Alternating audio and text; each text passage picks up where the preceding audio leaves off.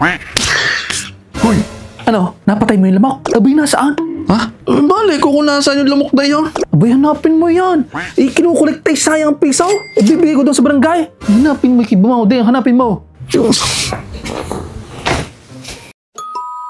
Balita nito lamang, Mandaluyong City magbibigay ng piso kada lamok o kitikiti na mahuhuli buhay man o patay bilang tugon sa tumataas na dengue cases. Oh, huwag nyo nang sasabihin na walang po pwedeng matrabaho ha. Pwede na daw ngayong kumita sa pamamagitan ng pag-hunting ng lamok. Well, kidding aside, sa tingin ko naman po ay okay lamang din naman ito bilang dagdag sa thrusts natin laban sa mosquito-borne diseases tulad ng dengue, chikungunya, malaria at iba pa. Prevention kaysa cure, sabi nga po nila. Reviewin lamang po natin ng onti ang mga pupwedeng sintomas ng dengue at kung ano nga ba itong dengue. Ang dengue po ay isang sakit na pupwedeng makuha ng isang tao mula sa kagat ng lamok na carrier ng isa sa 4 na types ng dengue. Kumbaga, meron tayong DenV1, DenV2, DenV3, DenV4. Ngayon, kung bago sa pandinig nyo po yung mga DenV na yan, yung mga anti-vaxxer dyan, tabi-tabi muna po kayo. Hindi po ito dahil sa bakuna ng COVID-19 ha. Baka po mayroon na naman na magsasabi dyan sa tabi-tabi na dahil daw yan sa bakuna ng COVID-19. Ang dengue virus po ay noon pa mayroon na. Wala pang COVID-19, mayroong dengue virus na po. Balik lamang po tayo ng onte. Mayroon tayong 4 na types niyan. DenV1, DenV2, DenV3, DenV4. Mayroon siguro kayong kakilala na nagka-dengue na dati pero nagka-dengue pa ulit ngayon o recently nagka-dengue.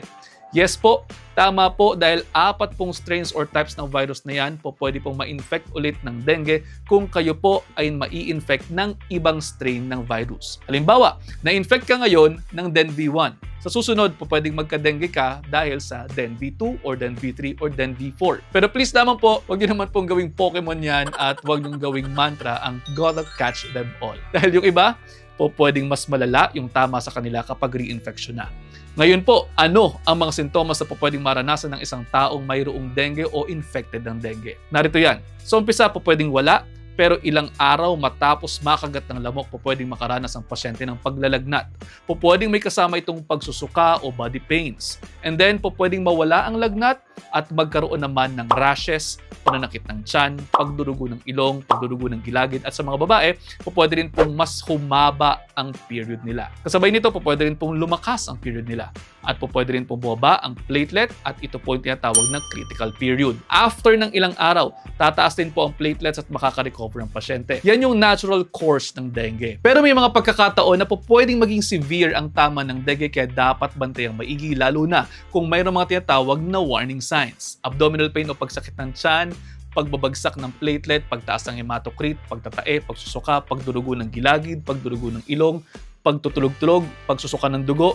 Yung mga yan, mga warning signs yan dahil kapag kaganyan, mainam na ma-admit ang pasyente at mabantay ang maigi dahil po pwede pong nasa critical period nga sila at kinakailangan ng replacement ng fluids and standby ng pamalit ng dugo at supportive treatment. Kaya wag iismulin ang mga lamok, sundin pa rin po ang 4S, search and destroy mosquito breeding sites, self-protection measures, say no to indiscriminate fogging, and seek early consultation, lalo na kung nakakaranas kayo ng mga sintomas na nabanggit natin kanina.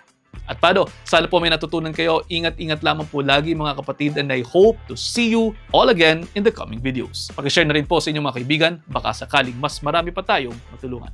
Ingat!